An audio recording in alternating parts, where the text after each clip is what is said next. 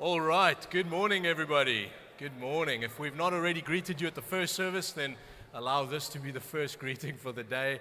It's good to have you with us for this meeting. Some might think slightly overdue as far as the building update is concerned. It has been slow going at points, but it's been good going as well. So just to give you an idea of what to expect in the feedback this morning, it is feedback. So unfortunately, we're not going to have time for questions and answers because there'd just be too many to field. We're trying to anticipate all the questions. We will address those. If there's anything that remains unanswered that you're still unsure about, please feel free to send an email in the week or to give us a phone call and we can talk it through then. But I think that we're going to cover everything this morning.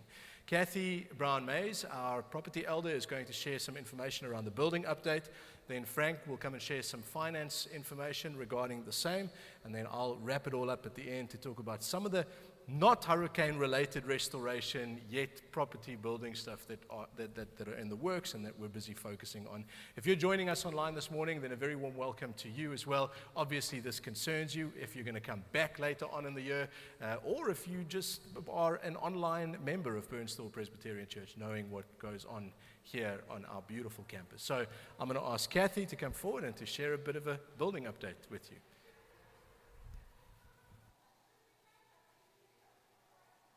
Morning, everyone. Can you hear me? Have I got the microphone in the right place? Okay, good.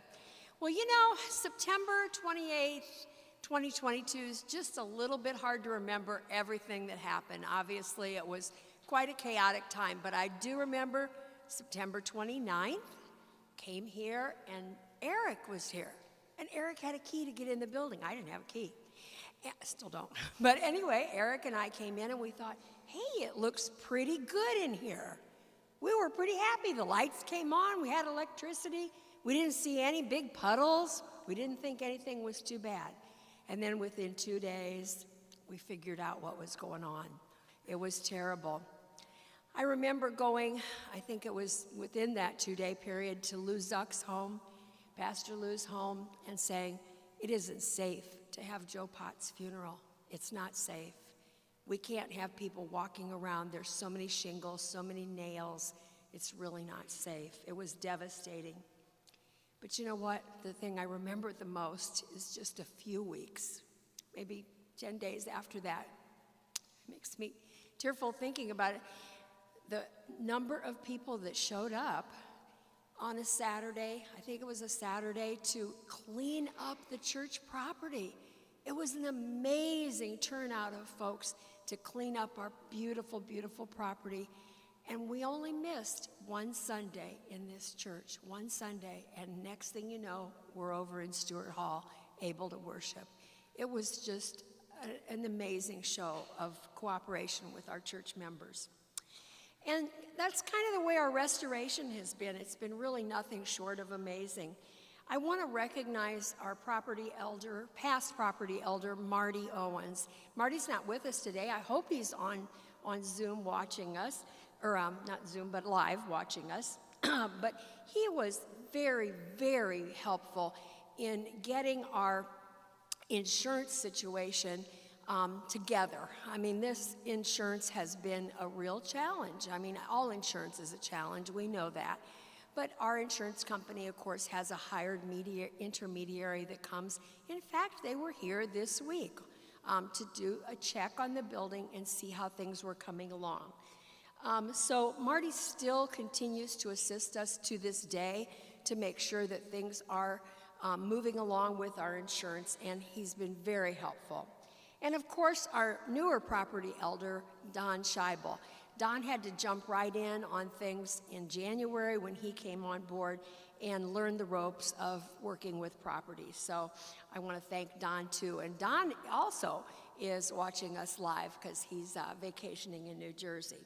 So where are we with this restoration project? So I've kind of grouped this by, problems with the church. So first was that roof. And we needed to get a new roof on. We did finally get Level 1 roofing hired out of Orlando, and they came and put the roof on January 10th, but those of us in women's Bible study know the tragedy that we had that day when the alarms started going off, the fire alarms, and we had to vacate the building, and we had hundreds of gallons of water pouring right down from that screen, just missing our organ. Oh my goodness. And you know, we thought we had a terrible tragedy, and it was, but, because it broke our sprinkler system, but that kind of turned into something a little bit more positive that I'll get to here in just a little minute. But anyway, we got our roof on. That's the very first step, of course, for your restoration of any building. You've got to get dry inside, because every time it rained between September 28th and January 10th, we were getting wet again. Then we had to get a contractor picked to get the full restoration, interior restoration, done. And our insurance carrier kept pushing us towards contractors that were either out of state, like Texas, or even just Orlando. And we just were not pleased with that, with them being so far away.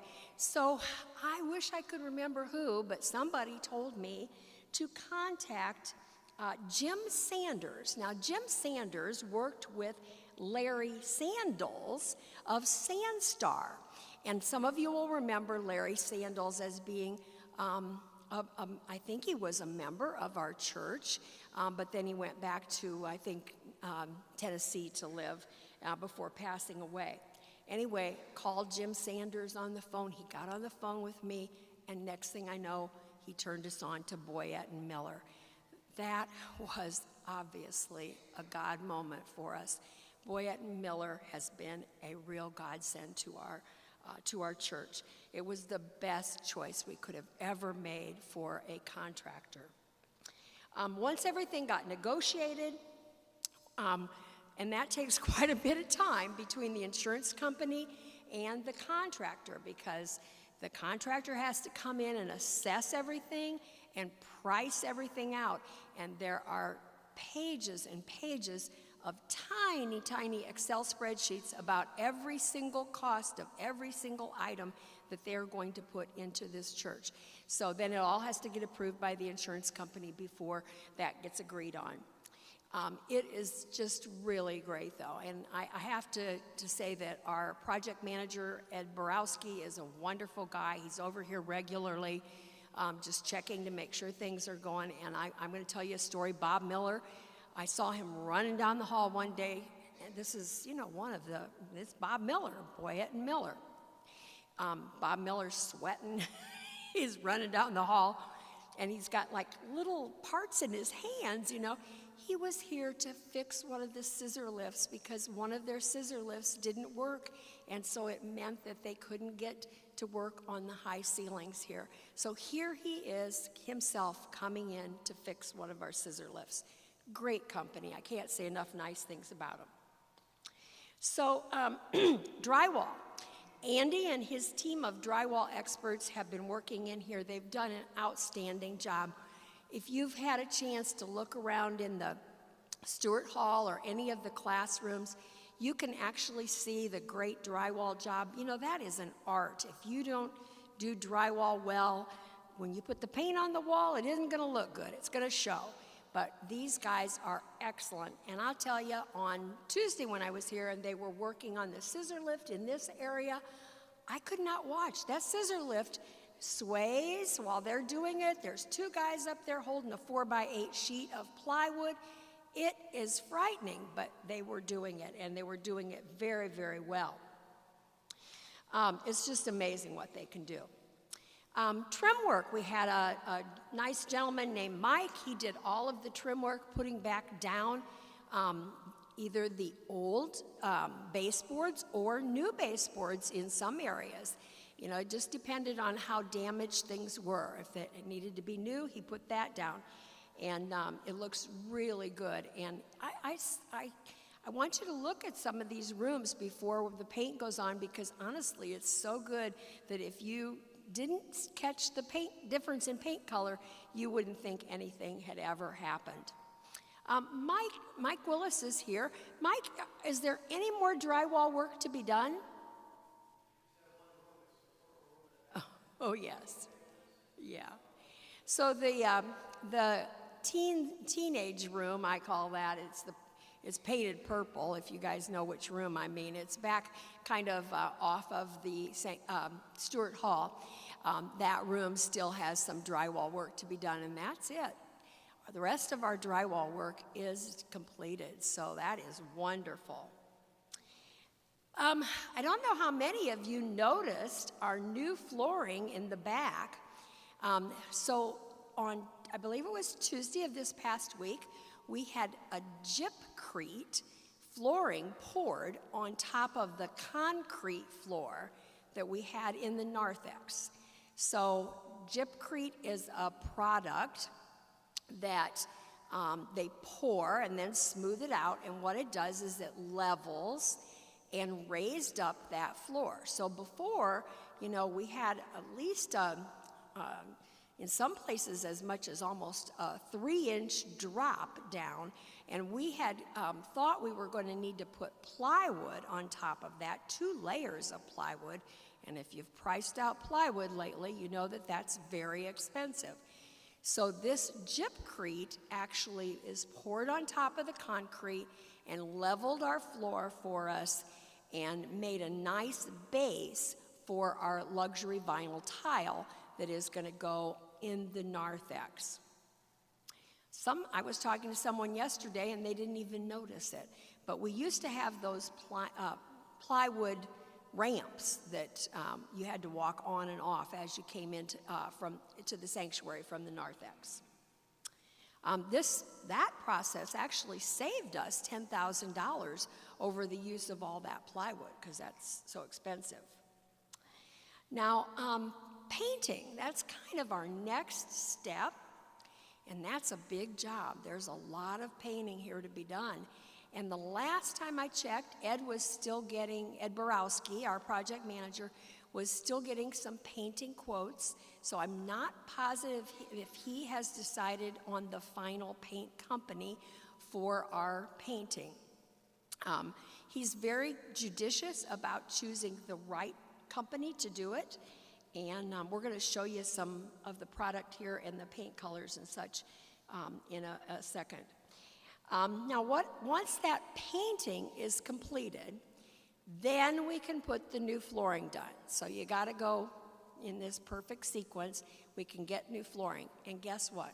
We're getting new flooring in the entire sanctuary, and that's really a result of our second insurance claim from the broken sprinklers. So we get new flooring in here, and new flooring, of course, out in the narthex. The flooring in the narthex, as I mentioned, will be luxury vinyl tile. The flooring in here will be carpet, and it will be industrial strength tiles, carpet tiles. Let's see. Relocation, that's probably the biggest question you all have, right? When are we going to have to vacate the sanctuary? So the carpet and the luxury vinyl tile, all of that is coming from Murdoch Flooring up in Port Charlotte. That will not arrive till the very end of August. So, end of August. So with the pastor being gone, we do not anticipate that we would even start that until after Labor Day. September 3rd is Labor Day. And so after that, we will be moving everything out of here, because we're going to have to move every single thing out of this room. Every single thing. And then we can redo this, and then we have to move all of the pews back in, get rid of all the chairs, move them other places, and then we can get the narthex done. So quite a big job and lots of moving, and we're so thankful that we do have Boyette Miller helping us with this, because, obviously Mike can't begin to do that alone. And those pews, if you're not familiar with the pew system, those pews are screwed into the floor. So when we took the pews out of these areas, there's screws that stick up about, it's a long way, it's about 4 or 5 inches, and those had to be sawed off. And so when they take the pews out, I don't know if they'll have to take those screws out again and put new ones in. I'm not sure. how they'll do that. But it's quite a laborious process. So to let you know when we'll relocate, I would say it's going to be, that second week, maybe the third week of September, probably second week of September. And we'll be out for 2 to 3 weeks. We are pretty sure we will be back here by the first week of October. So that will be wonderful. It'll be kind of like a 1-year post-Ian celebration. That's kind of the way I think about it, that it took 1 year for this whole process to be completed. But, be sure you watch your e-weekly. That's really the most up-to-date information. Or Tammy, she's really good about sending email blasts out, and just watch for that. I just want to say that God has really been with us along this path, helping us to make wise decisions and to be financially prudent. This has been very hard. Frank's going to talk a little bit about money.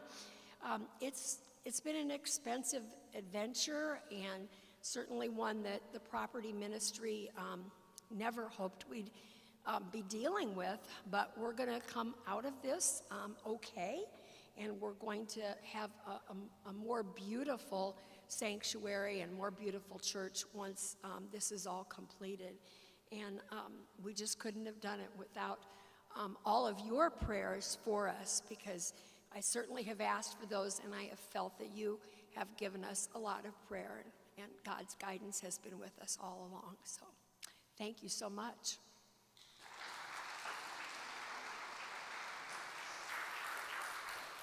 Thank you, Kathy. For those of you who are interested, the carpet sample, the vinyl tile wood finish sample is up here. You can come have a look at that. Also, the paint colors are here. It's obviously way too small for us to show you up front there. So after this, come and have a look. It's darker. It's going to show less, be easier for Mike to clean up. And the wood trim. There's going to be a slight change in some of the aesthetics up here, and we'll talk about that in a little while. But if you are interested, then after this feedback session, come have a look. I'm going to ask Frank to come forward and share a few details with us regarding finance. Frank gets the easy job this morning. Just a quick note, Frank, we've got about, what would that be, about 12 minutes left? So I'll be quick. Ryan, you got the slide?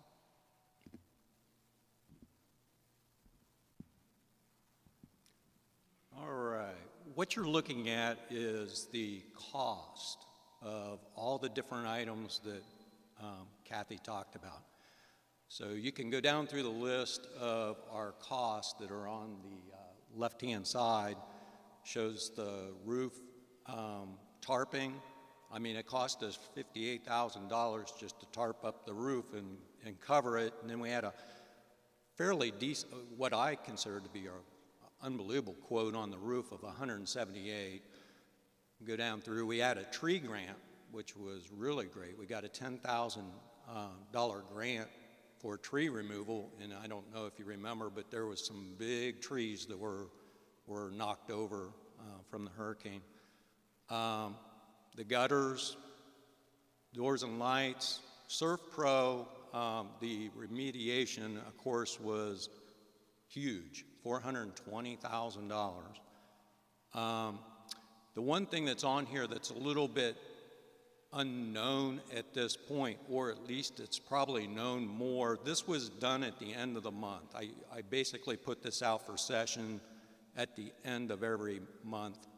And so at that time, the carpet information from the insurance company and exactly what they were going to cover and stuff was talked about. They told us, but it's not on the paperwork. So there's some math that doesn't add up in here. It's because of the carpet. Sanctuary lighting is something that was really not hurricane damage. I put it on there because we did it around that time frame, right in advance, but we got all the lighting done, and that was $15,000. Air conditioning, we didn't have all of them booted back up and was working after it, but it's coming out of that same fund that we're utilizing for this, and I'll go over that in the next slide. Boyette Miller, of course, we've already paid them $81,000, but we have $362 at least at this point that would be going out to them. And insurance on the first claim looked like we would get about $866 around that. That will be more based on the carpet. But that's not reflected in the numbers, so it's not going to change the bottom line number of the total loss. You can see that we've already paid to date $767,000 the church has paid for.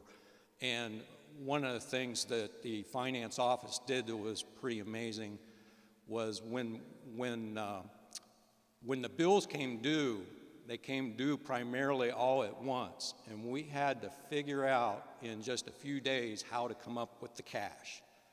And it was a real challenge with the passing of Joe. A lot of the accounts hadn't been moved over to new names. There was just a real panic in some ways to get it done. So we wouldn't have liens filed against the church. So we got that done. Right now, where we're standing is we're looking at a total loss of about $270,000. It'll probably be a little bit more than that, but right now that's what we're looking at. So the deductible was $180,000. But there's some things that we've done beyond what the deductible would cover, so the $270,000 getting out of a new roof, which we needed a new roof anyways, and some other things, I think that we ended up coming out quite well on this. Brian, can you put slide 2 up?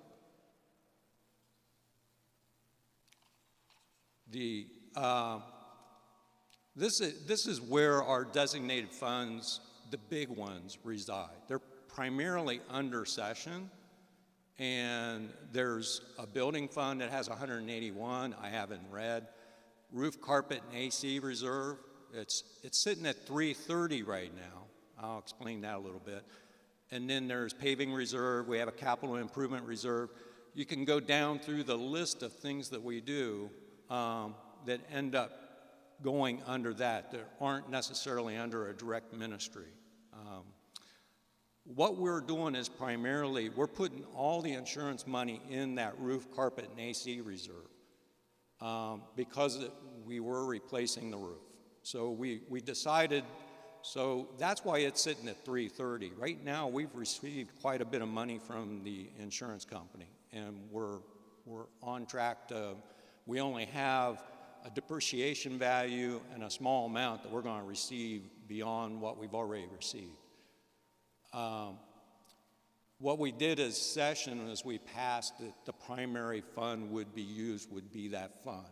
So that's where the money resides, and that's where we're taking it out of. The second one we decided to look at was the capital improvement reserve. And we are making some capital improvements. I mean, we're getting painting done, we're getting new carpet, we're getting things like that. So that fund makes sense to use it for the second resource. And then the building fund was something that was kind of unique that was established. I found out I had to do a little research on it. But the building fund was set up years ago, and it looked like it was set up to diminish the debt for the building when it was built. So it had actually been over the years used, and it diminished the debt quickly. I mean, people were real generous and got rid of the debt. And then what happened is it's just built up. Some people have decided to continue to give to it. And I think that we as a session are going to have to make a decision what we're going to use that building fund for in the future. It's been used for a few projects, but nothing and it makes sense to basically keep our building up to snuff when it comes to the longevity. So that's where the primary, right now it looks like if all goes well, we would take the roof carpet and AC, but we would have some money left in there. 270 minus the 330, we're going to have some money left in there. We have air conditioners that are very old. We've replaced a couple of them now. And so we do know that that's going to be something that we'll have to bring up to speed. Some of the air conditioners are original to the old building or shortly after. And then, of course, the ones that are in this part of the building were built when the church was built. They haven't been replaced. They've just been maintained. So we know that there's going to be some stuff like that. We know there's going to be paving.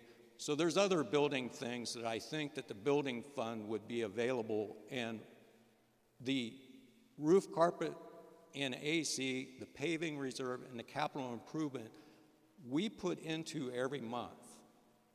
So there are accrual accounts that we established based on where we think that we're going to need a roof in 20 years from now, what it's going to cost, and we set aside that money every month. So it's an estimate of what we think we're going to need, so we don't end up 20 years from now having to spend another $200,000 for the roof, and we don't have the money for it. So we're accruing that money that was set up years ago, and it's been a great situation because we have the money now to do it. So, and that's all I had. Thanks.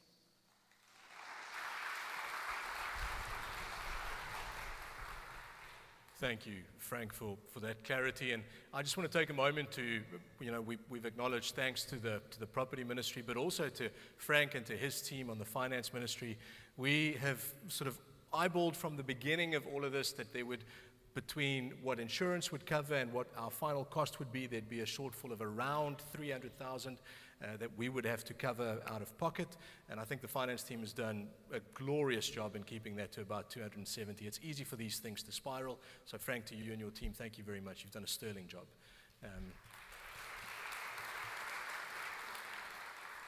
Now, we do have a second service to get ready for. We've got 1 minute left. I'm going to see if I can do this in 60 seconds. We are using this as an opportunity to make improvements in ways that aren't related directly to hurricane restoration. Some of those are the following. We're going to increase the size of the choir loft area, predominantly for the bell choir, to give them more space and to have the choir swing back around this way. Now, the easiest way for you to understand what that might look like is if you were here when this was first built 30 years ago, that's what it's going to look like, all right? It's the original plan, basically, that we are returning to, giving more space. We're going to rise, we're going to lift the level for the choir loft by a few inches. So that's one improvement that we're going to make there. And we're finally going to honor our praise team with something that's more permanent than boxes of things to stand on, all right? So I think that's something that's praiseworthy.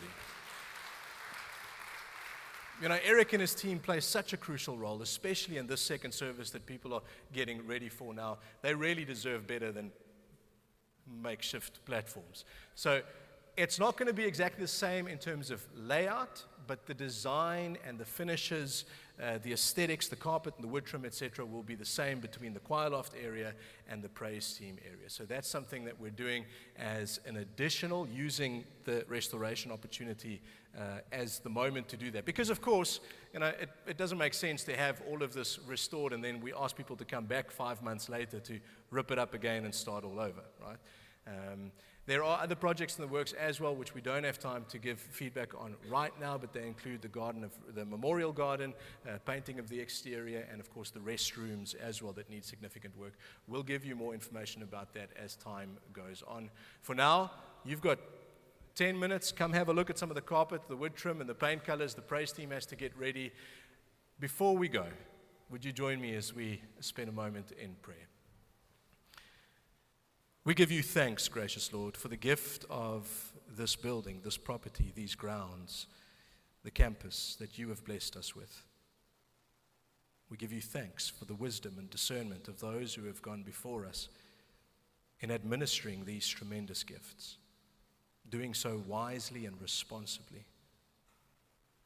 We ask only that as we continue to make our journey through this, our way towards restoration, that you would continue to guide us.